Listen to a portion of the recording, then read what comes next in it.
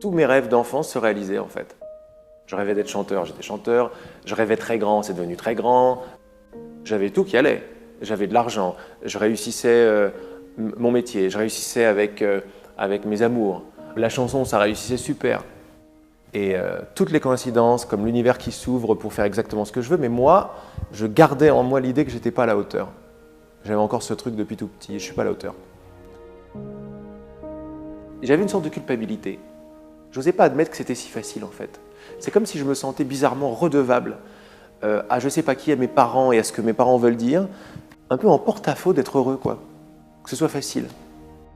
Tu sais, c'est tellement fort cette idée dans la société qu'il faut souffrir, c'est pas à la hauteur, pas mérité, coupable, machin, le gros truc lourd et tout.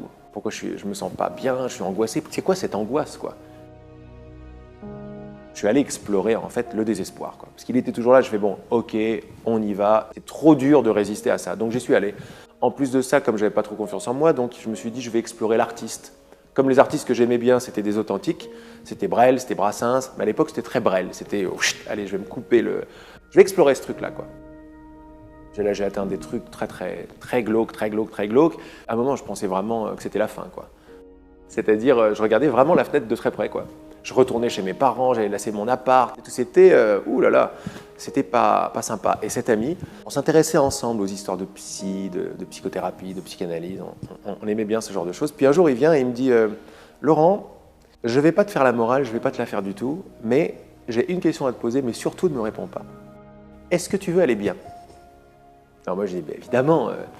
Il m'a dit, non, non, me réponds pas. Et il est parti. Et ça a été un déclencheur énorme, quoi.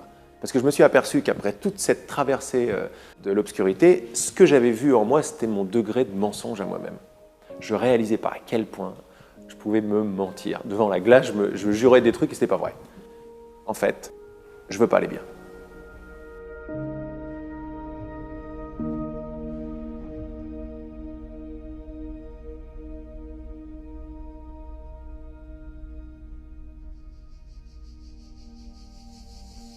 La première réponse, c'est la souffrance que j'avais dans ma vie, liée à me comparer tout le temps. C'est-à-dire que j'étais tout le temps en train de regarder ce que les autres ont que je n'ai pas.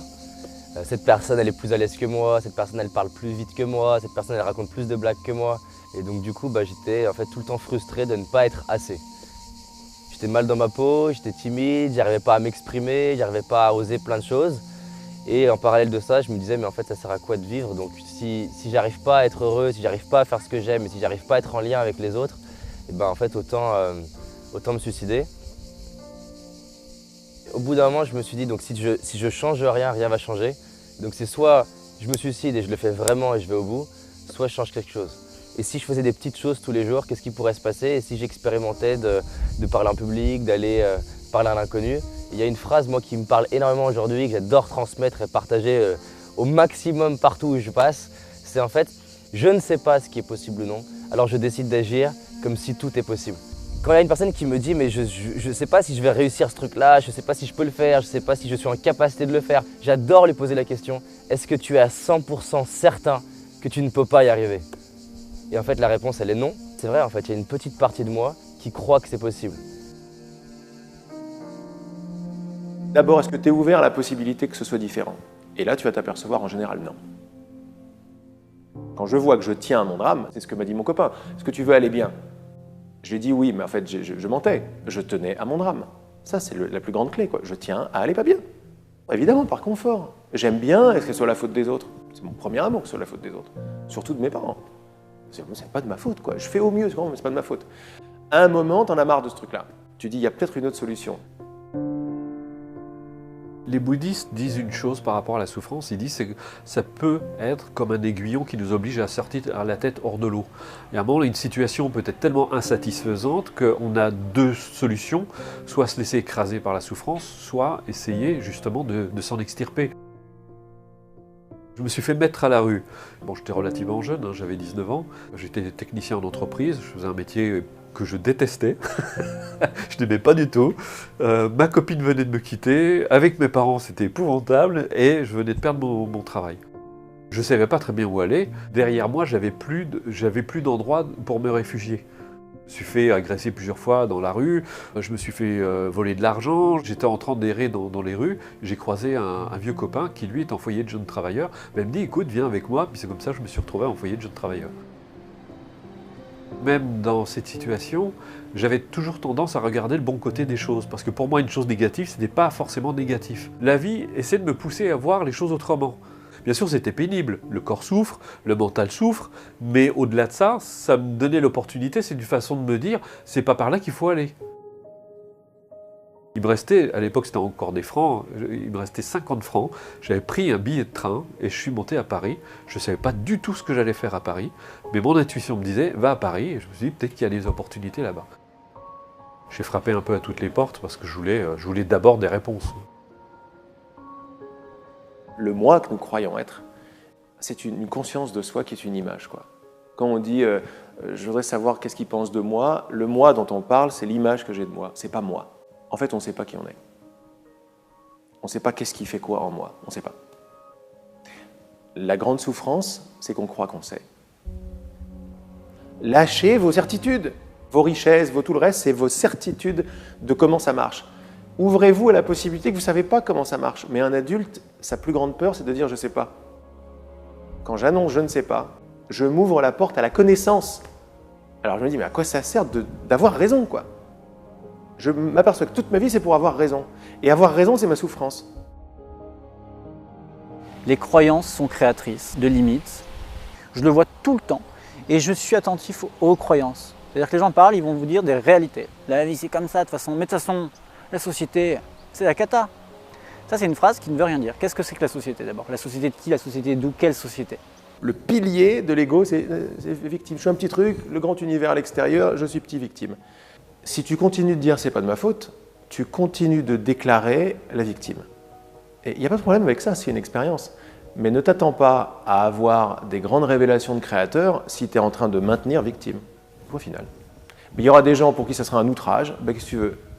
Toutes les excuses en soi qu'on se raconte, elles ont un sens. On ne se raconte pas une excuse par hasard. Si je me dis oui, mais moi je ne peux pas parce que j'ai des enfants, c'est parce que vraiment j'ai des enfants. Et on ne va pas se mentir, des enfants, c'est une complexité. La personne se dit oui, mais moi j'ai pas l'argent, on ne va pas se mentir. Ne pas avoir l'argent, c'est une complexité. Là où en revanche c'est faux, c'est de se persuader soi-même que parce que j'ai cette complexité, ça n'est pas possible. Et la question en fait qui casse l'excuse, j'adore poser, c'est est-ce qu'il existe au moins une personne sur cette terre qui, avec les mêmes circonstances que toi, le fait ou peut le faire? Et la réponse est toujours oui. Donc moi, ce que j'aime avec les excuses, c'est de dire, c'est pas qu'elles sont fausses, elles ont un sens, mais elles sont pas vraies non plus. Elles sont ni vraies ni fausses en fait. C'est moi qui choisis de l'histoire que je vais me raconter à moi-même.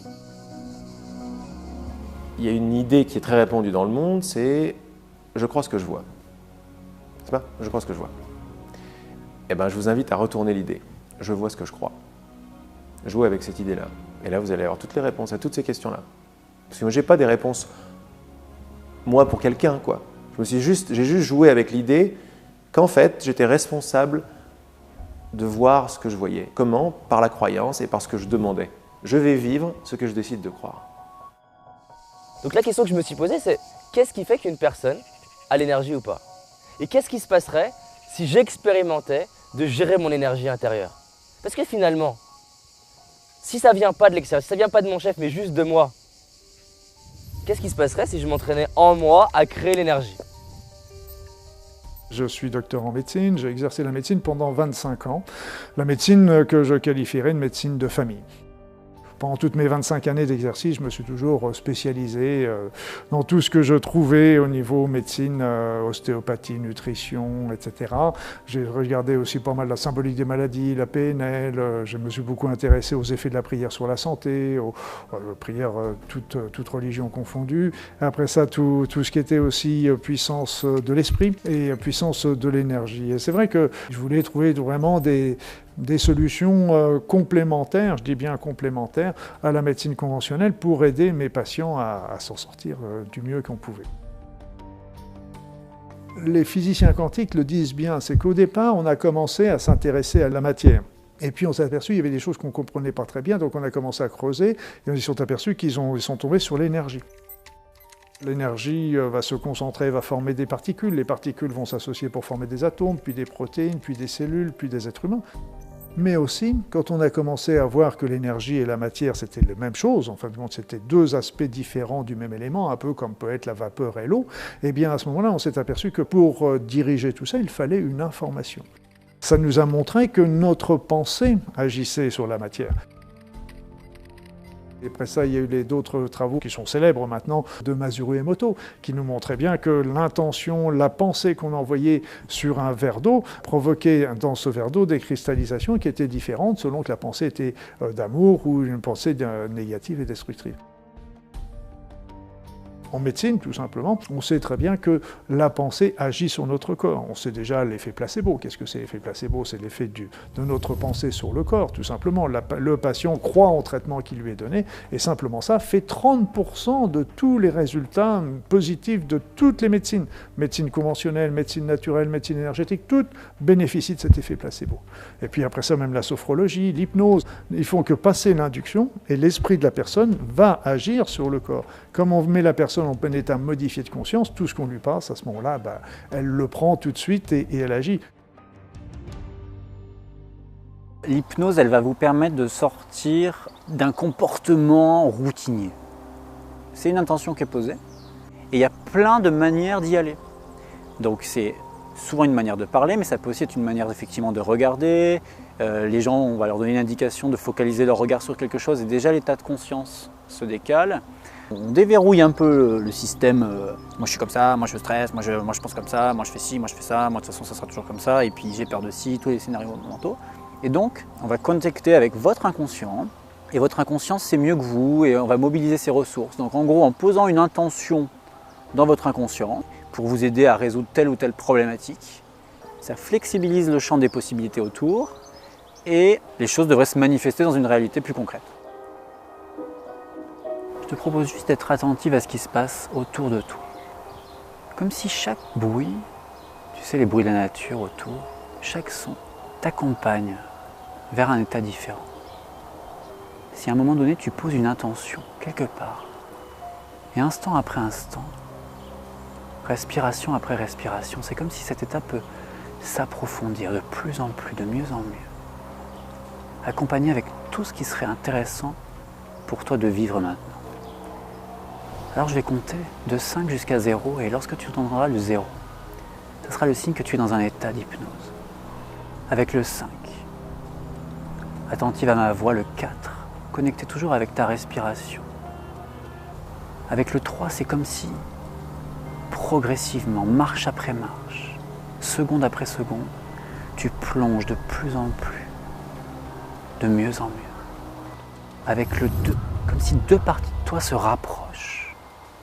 Comme si deux parties de toi se rapprochent pour se rencontrer.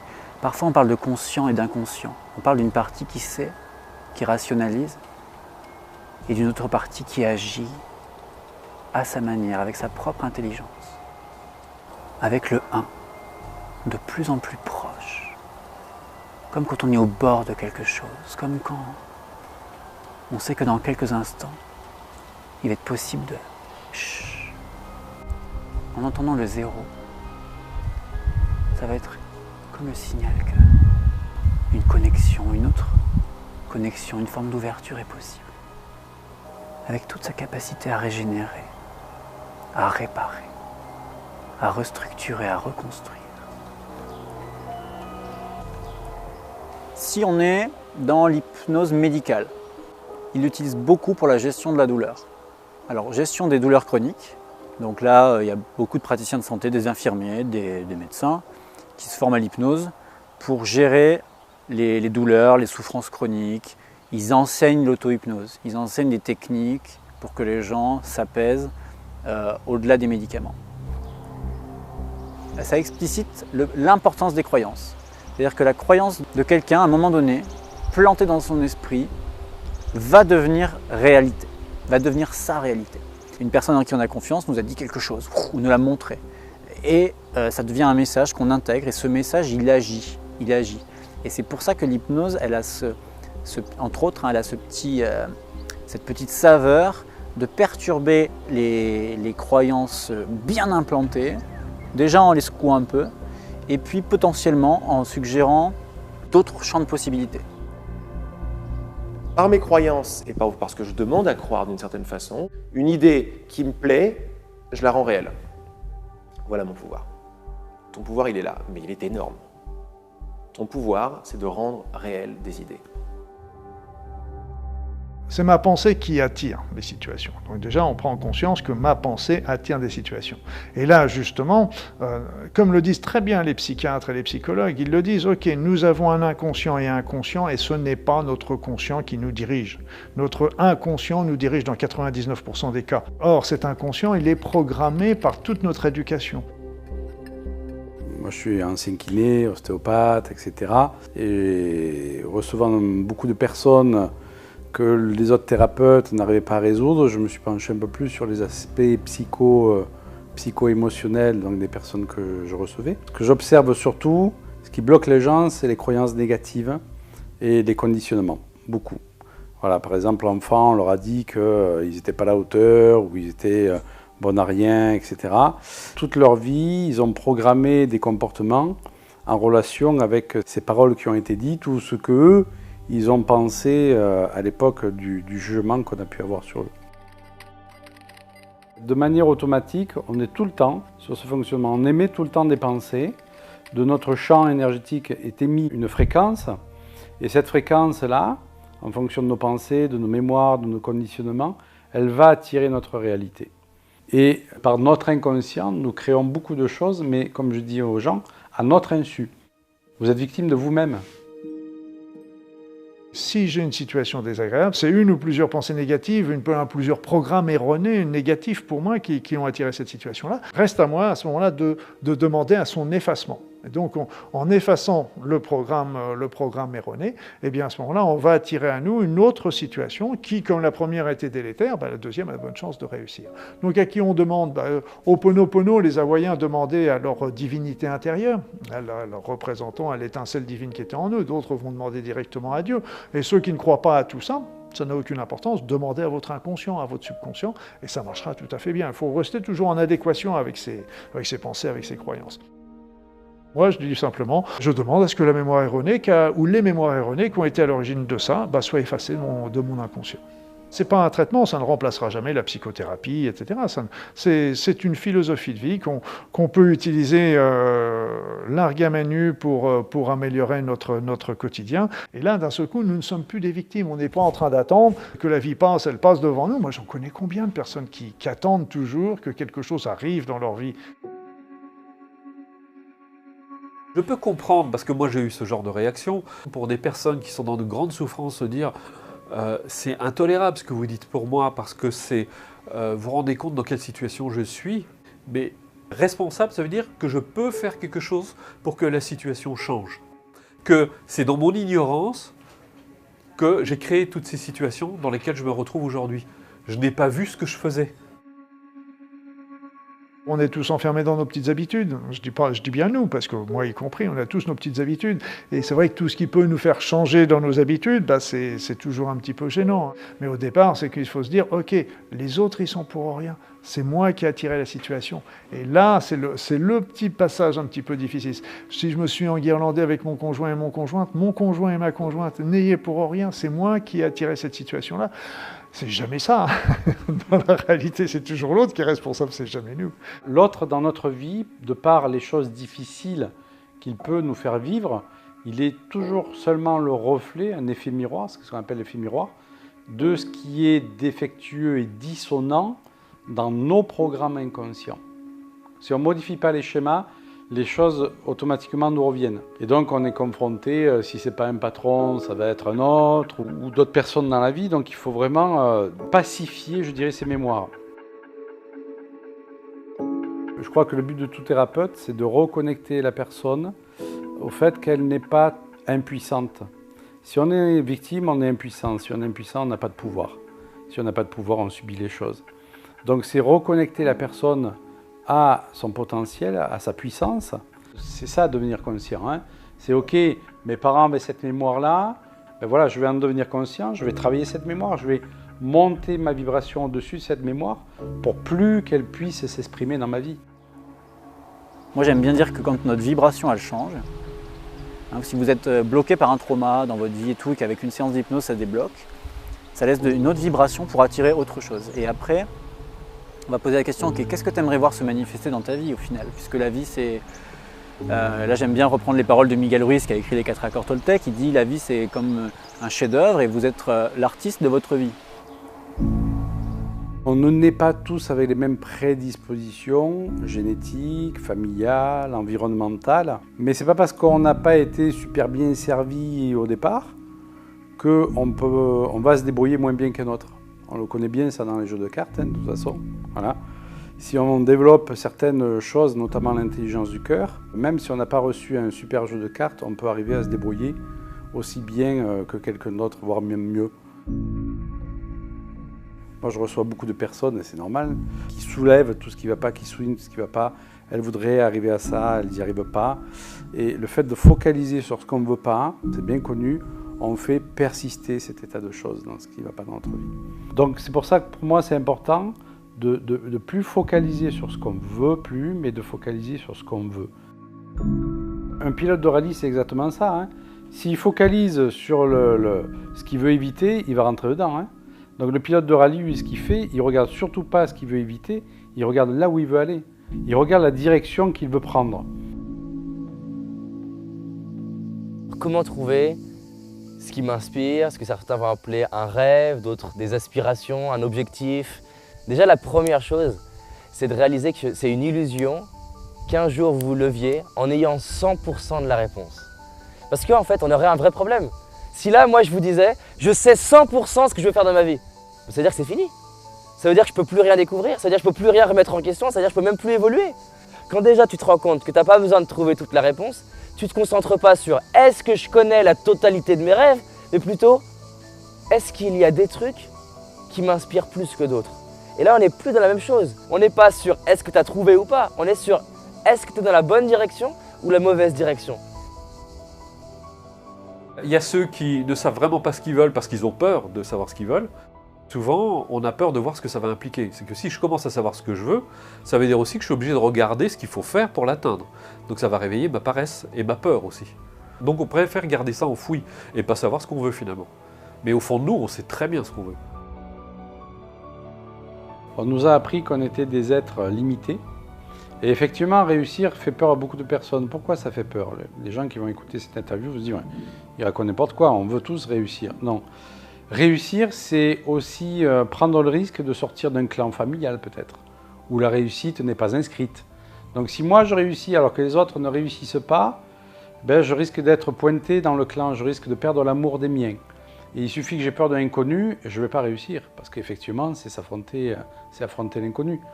Donc on retrouve effectivement beaucoup de personnes qui ne veulent pas réussir et qui vont avoir peur de leur propre lumière intérieure. Parce que se raccorder à sa propre lumière intérieure, c'est se donner l'idée que nous sommes des êtres illimités. Et on nous a tellement muselé notre liberté que devenir libre, ça peut faire peur à beaucoup de personnes. En fait, je crois que dès lors qu'on passe son temps à se demander si tout est possible, comment serait ma vie, au niveau couple, au niveau pro, au niveau spirituel, au niveau contribution, si tout le temps on se pose cette question-là, et bien du coup, je ressens qu'il se passe quelque chose en moi et à partir de là, je bâtis une vie différente. Les gens attendent l'extérieur pour devenir. Mais non, ce qui fait que tu réalises tes rêves dans 10 ans, c'est qui tu es. Parce que notre monde extérieur, c'est le reflet du monde intérieur. Si je m'aime profondément, les gens vont commencer à m'aimer profondément. Si je me vois comme une opportunité, les gens vont me voir comme une opportunité. Je me suis aperçu que dans notre société, un des premiers trucs qui est cassé avec cette idée d'être un petit moi séparé qui doit réussir à faire quelque chose, c'est l'imagination. D'ailleurs, l'imagination, elle n'est pas... Si, il y a les poètes, les artistes, les cinéastes. Autrement, c'est des enfants, c'est des gentils. Mais c'est complètement idiot parce que l'imagination, c'est totalement divin, quoi. T'imagines quelque chose, ça te met en joie. Tu vas vibrer cette joie et c'est la vibration qui va amener le truc. Donc, ce n'est pas la chose en elle-même que tu imagines. Quand je reviens au pouvoir de l'imagination, je retourne au créateur que je suis. Parce que tu fais appel à un pouvoir supérieur. On s'aperçoit que dans la pratique et dans la nature, les choses les plus simples sont les plus efficaces. C'est le mental de l'homme qui aime bien compliquer les choses. et passer par des processus, par des process très difficiles et très compliqués. Comment serait ma vie si j'accédais à l'abondance sur tous les plans de mon être? Moi, c'est une question que je pose tous les matins. Je sais pas, tout est possible. Maintenant, dans ce tout est possible, par quoi je peux commencer? Par quoi je peux commencer qui est suffisamment petit pour que je me sente capable de le faire, mais suffisamment grand pour que ça me pousse à grandir? C'est changer une petite brique de mon programme intérieur. Parce que chaque fois que je change une brique, ben oui, ce n'est pas des résultats exceptionnels tout de suite, mais brique par brique, à long terme, ça crée des résultats exceptionnels. C'est comme l'avion, il faut 80% d'énergie cinétique, là comme ça, et où l'avion il a à peine décollé pour pouvoir le lancer. Mais si tu ne maintiens pas l'énergie jusque-là, il ne décollera jamais. La plupart des gens, ils s'arrêtent ici parce qu'ils disent « mais regarde tout ce que j'ai fait pour ça, ça ne sert à rien ». Si on s'en réfère juste au livre Le Secret pour la loi de l'attraction, c'est un peu limite. C'est intéressant, mais c'est un peu limite. Vous pensez argent et l'argent arrive. Pour moi, c'est une part du gâteau. Hein. Après, il y a quand même des notions. Voilà. C'est pas parce qu'on est spirituel, dans l'intention et tout ça, il ne faut pas à un moment donné sortir de son lit, faire 2-3 mails, je veux dire faire des trucs quoi. Enfin, les pensées. Les gens qui veulent arrêter de fumer en hypnose, ah ben ils imaginent. Hein. Des fois, ils imaginent qu'ils arrêtent de fumer, ben ils fument.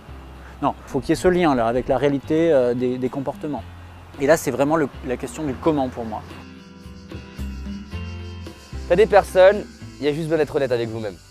Elles ont besoin de bosser plus parce que clairement, elles ne font pas grand-chose.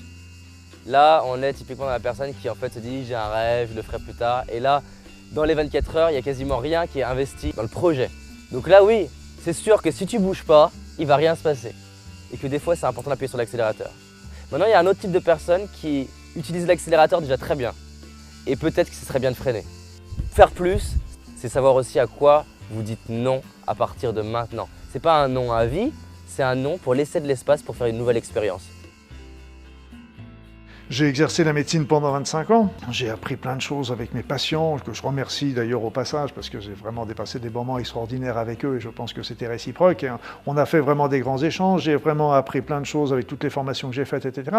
J'aurais pu continuer jusqu'à ma retraite. Parce que là, j'avais mon travail qui tournait bien, ça marchait bien, j'avais aucun souci. Tous mes patients étaient contents, j'étais conscient avec eux, etc.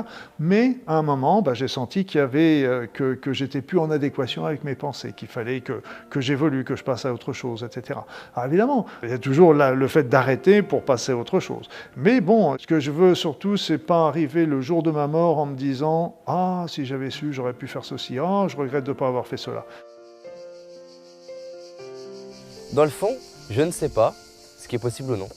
Mais il y a un truc que je sais, c'est que si je ne le fais pas, à la fin, je ferai partie de 95% des personnes, comme dit Bonnie Ware, qui allaient étudier et interviewer les personnes dans leur fin de vie, qui disent « je regrette ».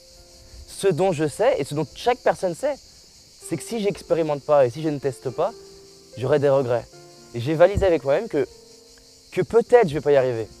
Mais au moins, je veux me dire à moi-même, j'ai testé, j'ai expérimenté. Il n'y a qu'une seule peur, fondamentalement, c'est la peur de l'inconnu. Et souvent, la plus grande inconnue, c'est justement nous-mêmes. On ne se connaît pas. Les gens pensent que se connaître, c'est s'analyser, c'est lire plein de livres sur la connaissance. C'est pas du tout ça. Se connaître, c'est s'explorer. C'est se regarder, c'est commencer à regarder ses propres processus, comment ça fonctionne, c'est faire l'expérience de l'être. Ça se résume aussi autrement, l'adresse commence par la maladresse. Regardez, vous apprenez une langue étrangère, vous balbutiez, ce sont des échecs d'une certaine manière. Mais ils sont indispensables puisque je ne maîtrise pas encore. Donc petit à petit, je vais me parfaire et je vais arriver à parler parfaitement couramment anglais. En passe à l'action, qu'est-ce qui se passe?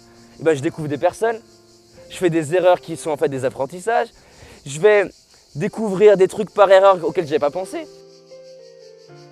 Ça me pousse à m'aimer. Ça me pousse à croire en moi. Si je ne vis pas d'échecs, si je ne vis pas de difficultés et que même je réussisse, je vais avoir peur d'échouer dans 2 ans. Je vais me dire, oh, mais si j'ai un échec, et si on me rejette, et si on ne croit pas en moi? J'aime bien les Américains sur certains aspects, il n'y a pas tout dans tout, mais ce que j'aime bien les Américains, c'est qu'ils respectent toujours les gens qui ont essayé de créer quelque chose.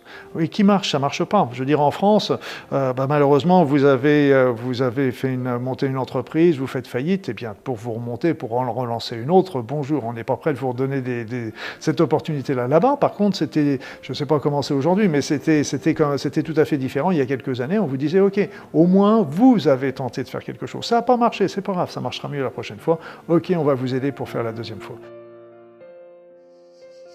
Peut-être que je vais faire faillite, là. Je le vivrai mal. Et je ne vais pas le vivre mal indéfiniment. Il y a bien un jour où je vais me relever. Et ce que j'aime là-dedans, c'est que bon, après mon étape de souffrance, je vais me dire, bon, OK, et qu'est-ce que je fais d'autre? Et je vais pouvoir recommencer à partir de qui je suis devenu. Le problème n'est pas de tomber, l'important c'est de se relever. On dit d'ailleurs ça au ski également, ceux qui tombent jamais au ski, c'est ceux qui progressent pas. Parce qu'il faut toujours tomber, parce que la chute va toujours nous apprendre d'aller un peu plus loin. Et je sais que c'était rigolo parce que j'avais développé une philosophie quand j'étais gamin, c'est que dans toute situation que je vis, il y a toujours quelque chose de positif. Donc à moi de trouver le côté positif de la situation. Même toutes les situations qu'on peut vivre d'injustice, de souffrance, de séparation, etc. Je disais, OK, il y a toujours quelque chose de bon en moi. Regardez avec du recul le nombre de situations où on a souffert, qui ont été difficiles à vivre, qui ont pu mettre même du temps, mais on s'aperçoit toujours qu'en fin de compte, ça nous a porté, ça nous a amené sur un chemin qu'on n'aurait pas pris autrement, et qui est un chemin justement qui est très positif pour nous. Comment est-ce que vous vous sentiriez avec l'idée, la certitude que tout ce qui se passe est parfait? Genre, c'est pour mon plus grand bien à chaque fois. Et pour le bien de tous à chaque fois. Joue avec cette idée. Et imagine, tu sors de cet appart et tu es persuadé de ça. Je vais dire, chacun de tes pas, ils vont être très très différents de bon, qu'est-ce qu'on fait maintenant? Tu t'en fous de qu'est-ce qu'on fait maintenant? Tout est parfait. Maintenant, je vais juste découvrir à quel point c'est parfait. Est-ce que ça vous est déjà arrivé, par exemple, d'être licencié, de vous dire mais pourquoi je suis licencié, et après coup de vous dire merci, gratitude, t'as bien fait. Moi j'accompagne des gens, et à longueur de journée j'ai ça. Heureusement que j'ai été licencié, heureusement qu'on s'est séparé de moi, heureusement qu'on m'a dit non. Et donc en fait on va réaliser que quoi que je vive, je peux en faire quelque chose. Et peut-être que si je vis ça, c'est que j'ai à grandir en fait. Je crois que plus on va dans la lumière, si on en veut vraiment, plus on va voir qu'il y a des obstacles à vraiment s'abandonner à ça. Et les obstacles, c'est les autres côtés, les côtés un peu plus sombres, un peu plus lourds. Et donc, il faut les voir. On ne peut pas faire fi de nos angoisses, nos peurs et tout. Au contraire, elles vont remonter, quoi. Quand on a des souffrances en nous, l'univers va essayer de nous les montrer. L'univers, peu importe comment on l'appelle, de notre inconscient, chacun mettra le nom qu'il veut, ça n'a aucune importance. Et moi, j'avais un monsieur que j'affectionne particulièrement, que j'admire particulièrement, c'est le docteur Bach, Édouard Bach, celui qui a fait les petites fleurs de Bach, parce qu'il disait, quand nous tombons malades, ça veut dire que nos actions dans la vie physique ne sont pas en adéquation avec nos aspirations profondes. Et ça, j'ai trouvé que c'était très bien parce que nous sommes tous en train de vivre pour des tas de choses qui n'en valent pas la peine, en fait. Et on oublie notre être profond, on oublie tout simplement qui nous sommes, nos aspirations, nos véritables buts. Et si on sort de cette route, on n'est pas heureux au fond de nous-mêmes. Et à force, notre être le souffre et puis il commence à nous l'évoquer par des situations qu'il va attirer. Il va attirer à nous des situations pour essayer de nous le faire comprendre. Et si la dernière situation, c'est une maladie qui peut déclencher. Les personnes que je reçois sont toujours dans un état plus ou moins fort, mais de victimisation de leur état. Ils viennent donc avec une pathologie, quelle qu'elle soit. Donc moi, un de mes rôles, c'est vraiment d'expliquer que la pathologie, elle n'est pas due au hasard. Qu'est-ce que son corps a à lui dire dans cette maladie? Et à force d'aller dans ce chemin-là, les gens perçoivent effectivement qu'ils ont des changements à mettre en place. Parce qu'on ne traite pas uniquement une maladie avec des médicaments. Ça, c'est une partie de la thérapie, c'est une partie. On n'est pas là pour dire aux gens d'arrêter leurs médicaments, d'arrêter leur traitement, mais de les accompagner dans la compréhension plus profonde du message de la maladie. Mais le corps, il sert à ça, c'est super. Le corps, c'est l'instrument que prend la conscience pour explorer la matière. Parce que mon corps répond à mes idées. Si j'ai l'idée d'être un contrôlant de ma vie, mon corps, il va être comme ça. Parce que j'ai intérêt à bien faire, quoi. Et j'ai une grosse responsabilité. J'accepte. Parce que déjà, quand j'accepte, j'envoie une vibration d'acceptation. C'est déjà dans la famille de l'amour, l'acceptation. Et mon univers commence à changer comme ça. On dit dans la méditation, il ne faut surtout pas essayer d'éliminer les pensées, il faut leur donner plus d'espace. C'est comme si vous avez un cheval sauvage, si vous le contraignez, vous l'enfermez dans un box, par exemple, il va tout casser. Vous lui donnez un grand pré, il va s'ébattre et au bout d'un certain temps, il va se calmer, il va s'apaiser. En fait, il faut apprendre à apprivoiser nos énergies, il faut apprivoiser nos pensées, il ne faut surtout pas les contraindre. On n'est pas en train de se coller un plus en se disant tout est merveilleux, tout va bien, parce que ça ne fonctionne pas de toute façon. Tu es victime de ton mental? Oui, mais derrière ça, il y a un but. Un but que tu as demandé à ton insu. Lequel? Être victime. Ah, c'est-à-dire ne pas être toi. Ne pas être le grand créateur, être un petit truc qui essaye. Si je demande d'être un petit truc qui essaye, ben je demande aux pensées, je fais merci les pensées de tourner très vite. T'as vu comme tu as retourné le truc? Donc tu n'es plus victime des pensées qui tournent très vite, tu es le créateur des pensées qui tournent très vite. À partir de là, tu te poses et tu te dis est-ce que j'ai envie de continuer? Et là, tu es dans la meilleure position. Tu es là, tu es... Non, j'ai pas envie de continuer, ça me fait chier. Mais c'était une bonne expérience. Je ne me sors pas du monde par la guerre, mais par l'amour. Ça, c'est l'amour. L'amour voit. Donc je vois que ces pensées, j'ai demandé qu'elles soient là. Je suis anxieux, c'est une vibration de non-confiance. Donc qu'est-ce que je demande à l'univers avec cette vibration-là? Il va me donner les preuves que j'ai raison. L'univers me donne les preuves que j'ai raison. Pourquoi l'univers nous donnerait des choses si on est tout le temps en train de se plaindre? C'est pas possible. Combien je vois de personnes qui n'arrêtent pas de se critiquer quand je leur demande de mettre une valeur sur 1 et 10, il y a beaucoup de gens qui ne plafonnent pas au-delà de 6, quoi. Pourquoi? Parce qu'ils sont souvent dans un process de devoir correspondre à ce qu'on attend d'eux. Ils se sont dissociés d'eux-mêmes et ils vont essayer d'agir en fonction des autres, de contenter les autres, de faire leur vie en fonction de ce qu'ils pensent qu'on attend d'eux. Et donc la générosité, c'est quoi? C'est reconnaître ses talents, c'est reconnaître ce qu'on sait faire, c'est reconnaître ce qu'on est capable de faire, ce qu'on voudrait faire aussi. Parce qu'on peut avoir une écoute intérieure que dans la mesure où on est centré sur nous-mêmes. Si on est toujours nos antennes branchées sur l'extérieur et sur les autres, on ne peut pas être connecté à ce que notre petite voix veut nous dire. Alors oui, c'est sûr que nos environnements, ils ont un impact.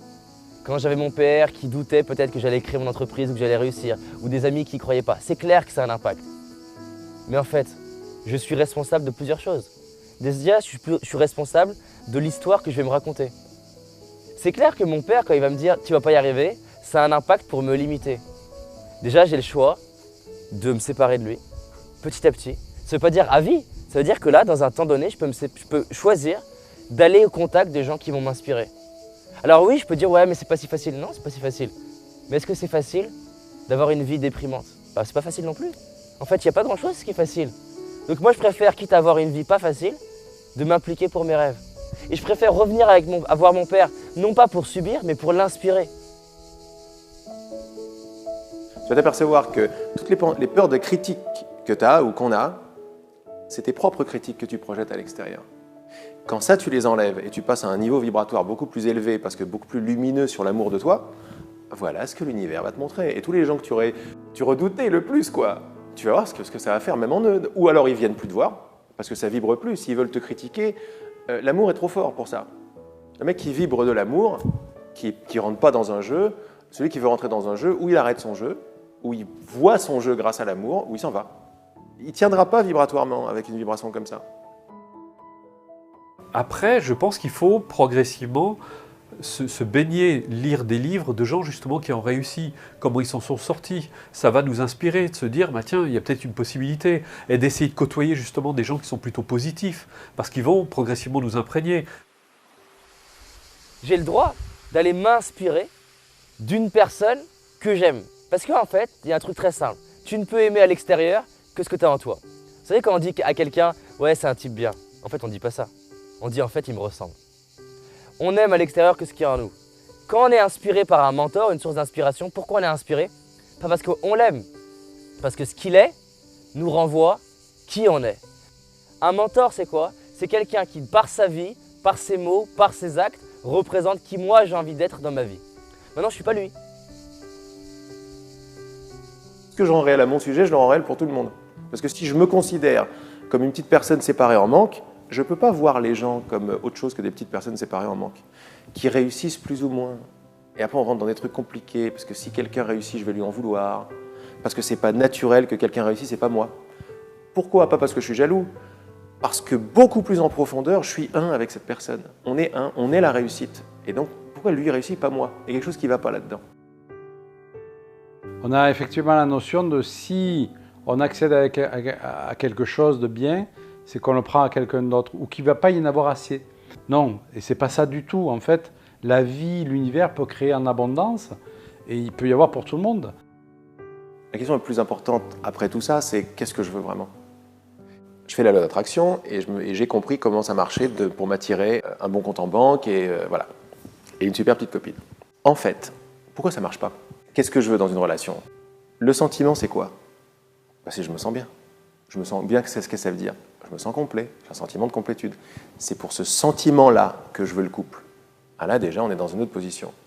En fait, ce n'est pas le couple que je veux, c'est ce sentiment que je veux. Mais là, déjà, c'est une autre histoire, quand j'ai compris que ça venait de là. Pourquoi est-ce que je veux une belle voiture? Parce que c'est classe, parce que ça veut dire que j'ai réussi. Nanana. Ok, il n'y a pas de problème avec réussir. Mais qu'est-ce que ça veut dire, point de vue sentiment? Ça va te faire sentir quoi? Un contentement, une fierté. Ok, mais une fierté, ça veut dire quoi? Ça veut dire une complétude. Ça veut dire je m'aime. Et donc c'est pour ça que je veux une belle voiture. Pour ça que je veux des chocolats.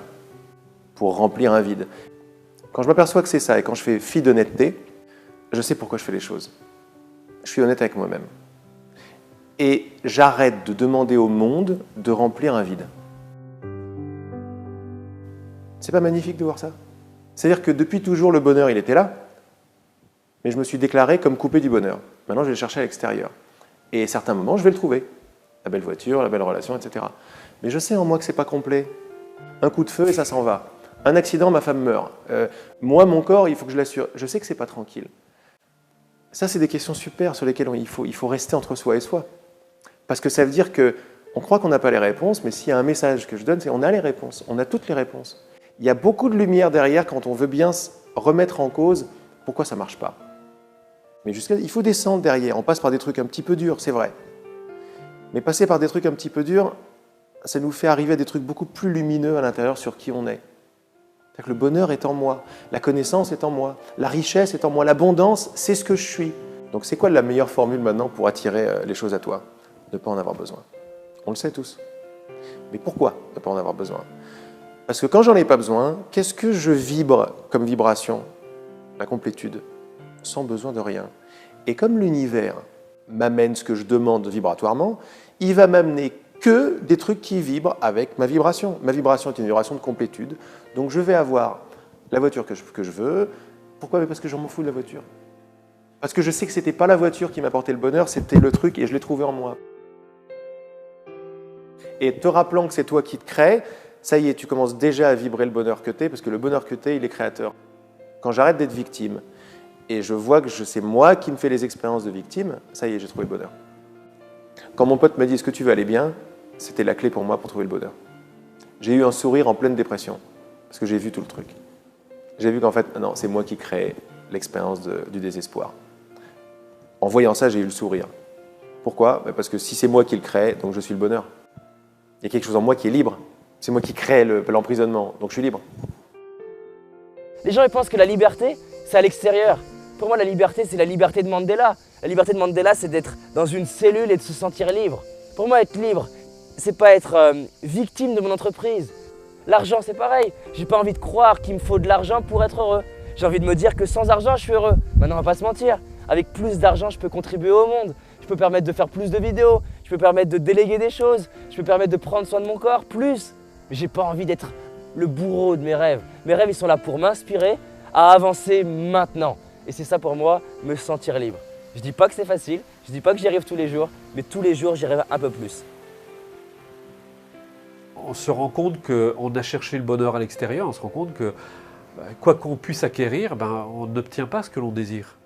Et le bonheur n'est pas lié à nos acquisitions, c'est pas parce qu'on a plus, c'est pas parce que j'ai plus d'argent, c'est pas parce que j'ai plus de ceci, plus de cela, que je vais être plus heureux, c'est parce que j'ai l'état d'esprit.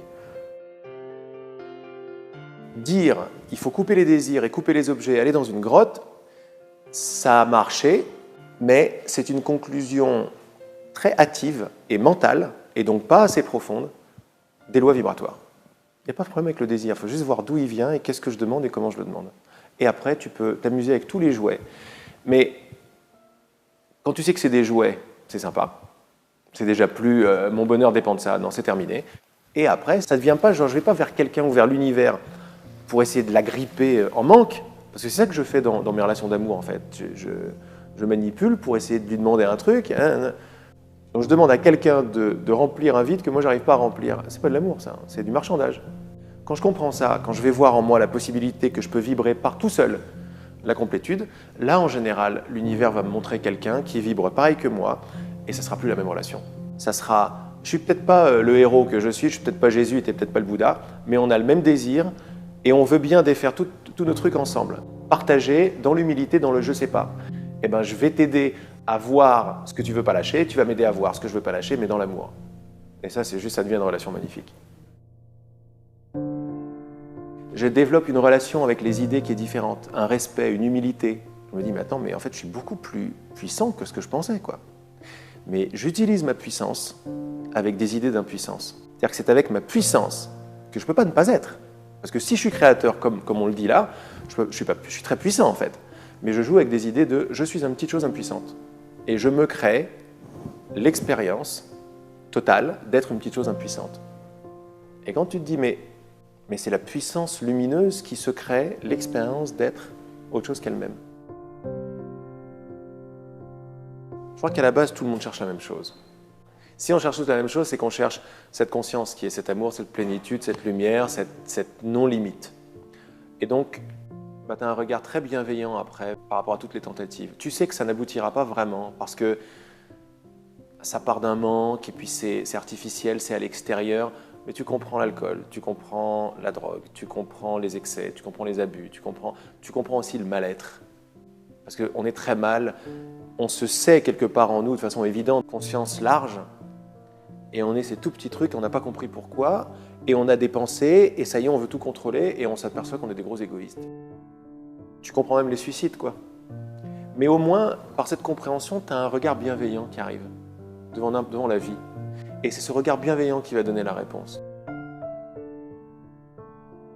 C'est pas Laurent qui répond. Laurent, tout ce qu'il fait, c'est se retourner vers son vrai désir, vers ce qu'il veut vraiment. C'est déjà énorme. Parce que dans la plupart des moments, tu t'aperçois qu'en fait, non, tu ne veux pas t'abandonner à ça, tu veux avoir raison, quoi. Tu veux contrôler ton truc. Et dès que je vois ça, la pratique, c'est « Ah j'ai vu ça, qu'est-ce que je veux ?» Oh non, c'est pas ce que je veux en fait. Je m'aperçois que pour être heureux, il ne faut pas avoir envie d'avoir raison. Si j'ai raison, je crois que je vais être heureux, c'est la façon dont on marche ici, mais c'est surtout ça la clé, quoi. C'est où je veux avoir raison, où je veux être heureux. Et je m'aperçois de partout que dès que ça coince, c'est que j'ai envie d'avoir raison. Et l'amour me laisse avoir raison, mais après ça me fait mal, quoi. Parce que je veux de moins en moins. Donc c'est vrai que c'est un gros chemin d'humilité, en fait. Vers quelque chose de très beau, très lumineux, très direct, beaucoup plus puissant, en fait. Et l'envie d'avoir raison, elle est forte, hein. Pour moi, la puissance et la force de quelqu'un, c'est déjà être dans la compréhension dans l'univers. C'est ne plus se sentir isolé comme un être là, tout seul. C'est vraiment se sentir appartenir à quelque chose de plus grand. Très souvent, moi, dans la journée, je prends un moment de respirer en conscience et je ressens tous les liens que je peux avoir avec la nature, par exemple, avec les astres. Et se mettre de temps à autre dans la journée dans cette notion-là, ça demande une minute, hein, dans cette condition-là, fait qu'on va se sentir tout de suite investi d'une autre puissance. On fait partie d'un grand tout, il faut se sentir unifié à ce grand tout. Et là, on se sent fort et puissant.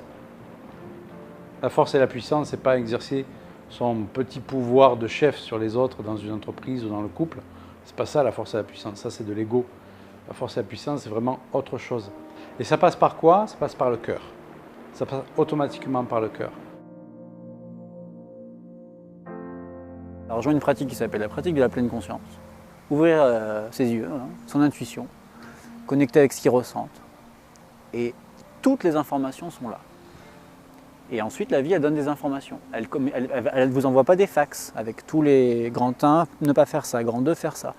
Ça t'envoie des signes. C'est les synchronicités, c'est la synchrodestinée. Je pense qu'il faut laisser de l'espace à ça. C'est-à-dire que si les gens s'ils sont verrouillés physiquement déjà, et mentalement dans leur conditionnement et dans leur blocage, il n'y a aucun espace pour rien. S'il y a de la flexibilité psychologique, un peu de curiosité, on rejoint toutes les techniques créatives d'hypnose, de relaxation, d'EFT, de psychologie énergétique, alors du coup, tu peux t'ouvrir progressivement à des champs. Et moi, j'ai l'impression que ces dernières années, je me suis ouvert énormément, mais j'ai encore l'impression d'être au CP de ça, quoi. C'est-à-dire que je me dis, mais ça va jusqu'où, en fait? À la base, je suis ingénieur en informatique, donc je suis hyper dans la terre, hyper pragmatique et concret. Et moi, à chaque fois que j'entendais parler d'intuition, je me disais, c'est quoi ce truc perché pour les autres? Mais non, en fait, la bonne question, c'est que dès lors que tu suis ton truc intérieur, il y a des plus grandes chances d'être motivé. Il y a plus grandes chances que tu te dises, même quand il y a des obstacles, de te dire « ouais, mais ça fait partie du jeu », et donc d'y arriver. Et ce que j'aime bien dans l'intuition, à chaque fois, c'est de revenir sur l'angle concret. Est-ce que ça m'aide? Bah oui, ça m'aide. C'est d'être à l'écoute des signes extérieurs de la vie qui me font dire « bonne direction ». Et par rapport au moment présent, là, il suffit de se poser et de voir qu'il n'y a rien d'autre que maintenant. Et quand après on se pose la question, est-ce que maintenant ça arrête quelque part? Et tu vérifies, est-ce que maintenant ça arrête? Non, mais dès que je me suis posé cette question, et dès que je commence surtout à donner une réponse, c'est important d'essayer de donner une réponse, comme ça le mental, c'est pas un ennemi, tu lui dis, cherche-moi la fin de maintenant. Il va s'écrouler grave dans la réponse, parce qu'il va chercher à droite, à gauche, et plus je vois que le mental cherche, il ne trouve pas, plus je m'aperçois qu'il n'y a que maintenant. Mais s'il n'y a que maintenant, ça veut dire plein de choses. Si maintenant ne s'arrête pas, quand est-ce que le futur commence? J'ai pas de réponse. Donc on n'est pas là pour avoir des réponses, on est là pour avoir des questions. C'est les questions qui comptent. Et c'est pas la réponse qui compte, c'est la question et d'où vient la question. Si c'est une question qui vient d'une volonté de briller personnellement, d'une volonté de comprendre pour contrôler, voilà le maximum, l'éventail de réponses que je vais pouvoir avoir. Mais si ce que je demande, c'est une question ouverte, avec un enthousiasme et une envie de me faire surprendre, là, je vais me faire surprendre. Et je vois que c'était ça qui était la clé, finalement, à toutes mes questions par rapport à la liberté, à l'amour, aux rêves qui se réalisent comme ça. C'est qu'il y a un truc avec la compréhension. Ce qui entend mes paroles maintenant, la conscience toute simple qui est là, quoi. Tu es conscient de mes paroles. Cette conscience de mes paroles, ça n'est pas un objet. Tu trouves une couleur à cette conscience?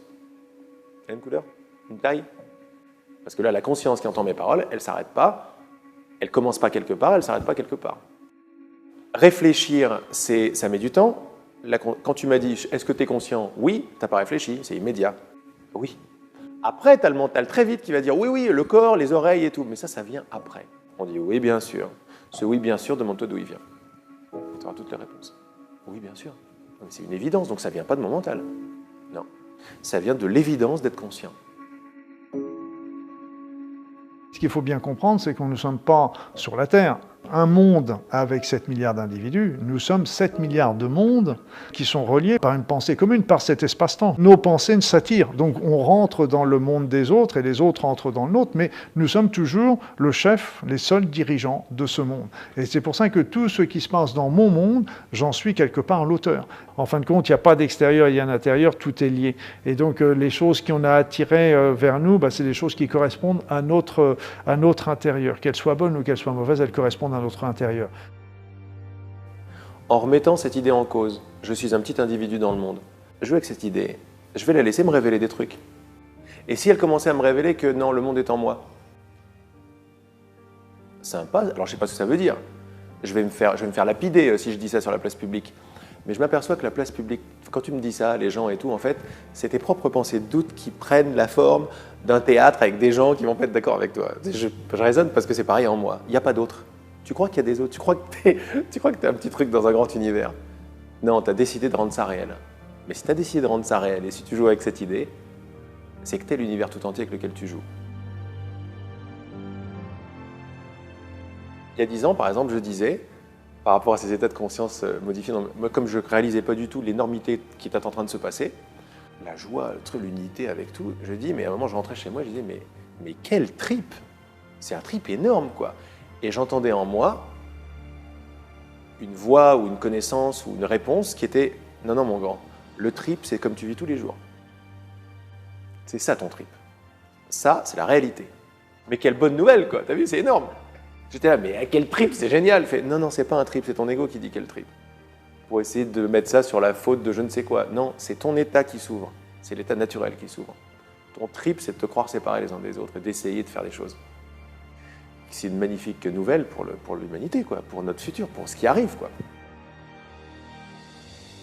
C'est pour ça que je ne suis pas dans la rébellion par rapport à tout ce qu'il peut y avoir comme injustice dans le monde. Ça ne veut pas dire que je ne fais rien. Mais je ne suis pas dans un phénomène de rébellion, parce que quand on est dans un phénomène de rébellion, on est déjà en train de nourrir le système, qu'on veut justement changer. Mais donc plutôt, c'est d'envoyer plein de pensées positives, plein d'éléments positifs pour dire, OK, il y a une souffrance là, c'est une souffrance à l'extérieur, mais ça veut dire que j'ai une souffrance à l'intérieur qui correspond à ça. Donc il faut que j'amène de la lumière, de l'amour pour effacer tout ça. Tout chemin de vie passe toujours par l'amour. Et il ne peut pas y avoir un chemin de vie équilibré, harmonieux, etc., si on n'a pas l'amour, l'amour des autres, l'amour de la nature, l'amour. Et cet amour est quelque chose d'inné en l'être humain et qu'on nous a perdu, justement, qu'on a perdu quelque part au cours de route et qu'il faut justement réactiver. Et quand on parle d'amour, c'est lié à notre capacité à se souhaiter et à souhaiter aux autres de connaître le bonheur. Ça, pour moi, c'est vraiment l'amour. Quand on éduque ses enfants, on leur apprend à être plus autonomes, à voler de leurs propres ailes. Mais c'est déjà de l'amour. Je pense qu'aujourd'hui, ce qui est extraordinaire, beaucoup plus qu'avant, on se rend compte justement de l'interdépendance des phénomènes. Parce qu'on se rend compte que tout ce qu'on fait aujourd'hui a une incidence sur le monde entier. C'est-à-dire qu'on a tous participé au déséquilibre de la planète, à la pollution, on n'a qu'un respect pour la nature, mais on a ces images qu'on n'avait pas avant. Avant, elles étaient cachées. Aujourd'hui, on les voit. Si on ne les voit pas à la télé, on les voit sur Internet. On voit des choses assez abominables. Et il y a des gens qui sont vraiment sensibles à ça, qui se disent « il faut arrêter, je ne peux pas être heureux en voyant ça ».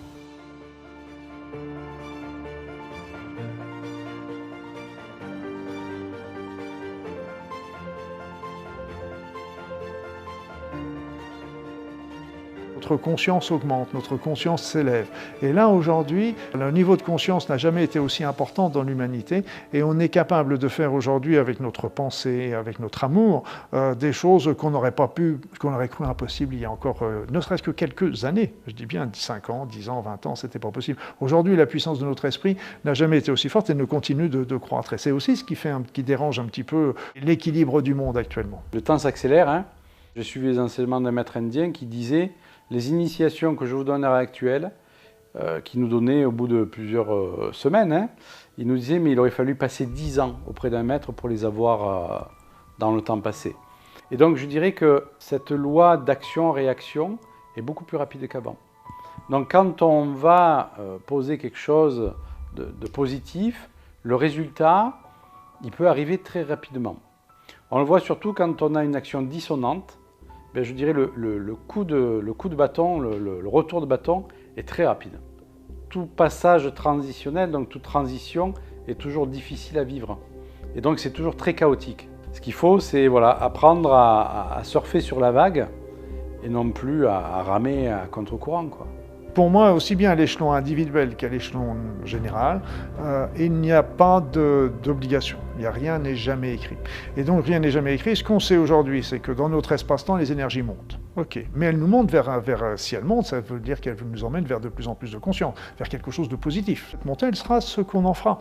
Parce que justement, si on peut en faire quelque chose de merveilleux, tout comme on peut en faire quelque chose de difficile. Et là, il faut bien comprendre que tous les astrologues, tous les voyants ne me contrediront pas, parce qu'en fin de compte, ils le savent très bien, c'est que quand on fait une prédiction aujourd'hui, c'est une prédiction par rapport à la situation d'aujourd'hui pour demain. Et donc, si aujourd'hui on change des situations en disant, bah tiens, je vais changer de métier, je fais une rupture ou je me mets avec quelqu'un, donc on change le présent, on va changer le futur. Et là, les anciens travaillaient beaucoup avec les voyants, mais c'était pas pour se dire, ah là là, mon Dieu, ça va être malheureux parce qu'il va y avoir des choses tristes qui vont arriver. Non, non, s'il y avait des choses positives qui étaient annoncées, ben, ils faisaient tout pour que ça se déclenche. Si c'était des choses négatives, ils faisaient tout pour que ça change. Donc rien n'est jamais écrit. Et donc là encore, l'avenir, elle sera ce qu'on en fera. Je suis responsable de ma vie, je suis responsable de mes émotions et je vais aller brique par brique changer mon système de pensée. J'ai pas fini, t'as pas fini, personne n'a fini.